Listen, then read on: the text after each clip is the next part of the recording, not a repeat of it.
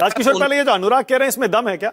जैसे मैंने कहा, ये भी तो हो सकता है कि एलजी साहब को नाम ना पता हो, उनसे कहा गया हो कि भाई तैयारी करिए और उन्होंने तैयारी शुरू करवा दी। अरे किसने कहा हो, यही तो सवाल है मानक जी, किसने कहा? Okay, alright. राजकिशोर, क्या लगता है? चलिए देखिए, दो चीजें। पहले जो बात हो रही थी, आपने पहले सापरा जी से पूछा कि मतलब क्या, तो उन्होंने तो बता दिया ना सापरा जी ने कि आम आदमी पार्टी आपदा थी और बीजेपी उनके लिए विपदा है। क्योंकि तीनों बार अगर 0-0-0 अगर हैं तो एक बार आम आदमी पार्टी ने 0-0 किया और 3 बार भाजपा ने किया लोकसभा राज्यसभा में, तो आपदा और विपदा तो वहां पर पूरी खत्म हो जाती। उन्होंने उसका जवाब दे दिया। अब बाकी रही आला कमान कल्चर की बात, जिसको लेकर तानाशाही की बात हो रही है। आप याद करिए मानक जी, जब तीसरी बार शीला दीक्षित चुनाव जीत कर आई थी, उसके बाद उनको 9 दिन वेट करा दिया गया था, नाम की घोषणा नहीं हुई थी। कभी बाबूलाल शर्मा का नाम चल रहा था, कभी जयप्रकाश अग्रवाल का नाम चल रहा था। तो ये जो पार्टियों में आला कमान कल्चर है, ये कोई नई बात नहीं है। ये कांग्रेस में भी था और इसी आला कमान कल्चर के खिलाफ कभी अटल बिहारी वाजपेयी बोला करते थे, लेकिन आज वो भारतीय जनता पार्टी में भी चल रहा है। और नई नवेली जो अनुराग जी की पार्टी है, उसमें तो सिर्फ आला कमान कल्चर नहीं, सिर्फ आला कमान ही है, बाकी तो सब हॉर्टिकल्चर है। उसमें कोई दिक्कत नहीं, जो कलम जहां लगा देंगे वहां पर पूरी हो जाएगी और ठीक है, उसमें कोई खास बात नहीं है।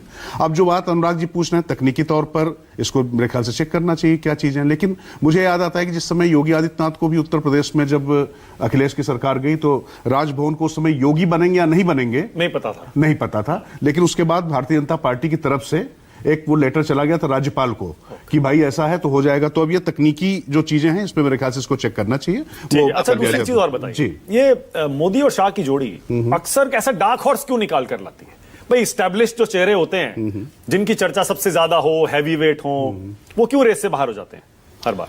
नहीं, दरअसल अभी आपको याद होगा कि जैसे प्रवेश वर्मा की अभी बात हो रही थी, अनुराग ठाकुर जी ने भी प्रवेश वर्मा की बात की, तो आप याद करिए कि प्रवेश वर्मा सीधे जो है फूल गुलदस्ता लेके गृह मंत्री से मिलने चले गए थे। अब उसके बाद वो प्रवेश वर्मा जिन्होंने हराया अरविंद केजरीवाल को, अगर देखा जाए तो मूलतः तो ये देखा जा रहा था कि नई दिल्ली को जो जीत रहा था उसको सीएम बनना चाहिए था, लेकिन भारतीय जनता पार्टी के बारे में ये नहीं कहा जा सकता। और रही बात कि मतलब किसी को कहीं पर भी बैठाल देने वाली बात, कोई आतिशी मार लेना को सोच रहा था क्या? मतलब जो कहा जा रहा ना कि वो तो कुर्सी पे गुलदस्ता और गमले की बात कर रहे हैं, वो तो कुर्सी पे गमला नहीं रखा गया, कुर्सी भी खाली रखी गई, खाली थी। तो कम से कम गमला जो होगा वो कुर्सी पर तो होगा। और रही बात यहां पर दिल्ली में, तो ये तो सच है कि यहां का असली बॉस जो है वो तय हो चुका है कि ये लेफ्टिनेंट गवर्नर है। हाँ, आपके जरिए मैं एक बात और आपको बता दूं, लेफ्टिनेंट गवर्नर जरूर बदलेगा। अब बदलेगा लेफ्टिनेंट गवर्नर अब जरूर बदला जाएगा। लेकिन उसकी पावर क्या होगी? अब कोई एलजी साहब को कौन पूछने वाला है? पावर तो अब तो दिल्ली की सरकार डबल इंजन सरकार होगी, तो वही सारे फैसले लेगी। लेकिन मानक जी, पावर तो उन्हीं की कलम में साइन होगी बस। नहीं तो एलजी साहब सिर्फ साइन करेंगे। नहीं, उससे पहले ही तय हो जाएगी ना चीजें, उससे पहले तय हो जाएगी। और जो अभी अनुराग ठाकुर जी ने सवाल उठाया ना कि कैसे एलजी ने जो है वहां पर ड्रेजिंग शुरू करवा दी, ये चीज उनके खिलाफ चली गई है। सवाल उठा रहे हैं ना अनुराग ठाकुर, तो अब देखिए कहीं पता चला कोई पीएमओ का पूर्व अधिकारी कल लेफ्टिनेंट गवर्नर बनाना बैठा हो। तो मैं फिर कह रहा हूं कि इस पे मत जाइए कि मुख्यमंत्री कौन बन रहा है, लेफ्टिनेंट गवर्नर कौन बन रहा है, उस पर जरा ज्यादा फोकस किया जाए। और दिल्ली चलाएगा लेफ्टिनेंट गवर्नर, मतलब पीएमओ ही चलाएगा, इसमें कोई इफेंट बट नहीं रहना चाहिए। ओके, बोलिए अनुराग, बताइए अब आप।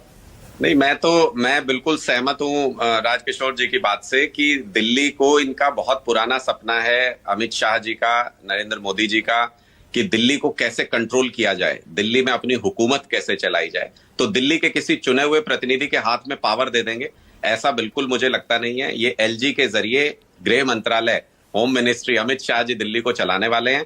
और जो उन्होंने कानून व्यवस्था की हालत दिल्ली के अंदर की है अमित शाह जी ने, लगभग वही सारी व्यवस्थाओं की हालत दिल्ली के अंदर ना हो जाए, इस बात का हमको ध्यान रखना होगा, इस बात के ऊपर हमको नजर रखनी होगी। और पूरी नजर विपक्ष के तौर पे आम आदमी पार्टी की रहेगी, ना इफ ना बट, थोड़ा भी दाएं और बाएं नहीं होने देंगे। इस बात के लिए निश्चिंत रहिएगा, लोगों ने जो जिम्मेदारी दी है पूरी ताकत के साथ निभाएंगे। चारू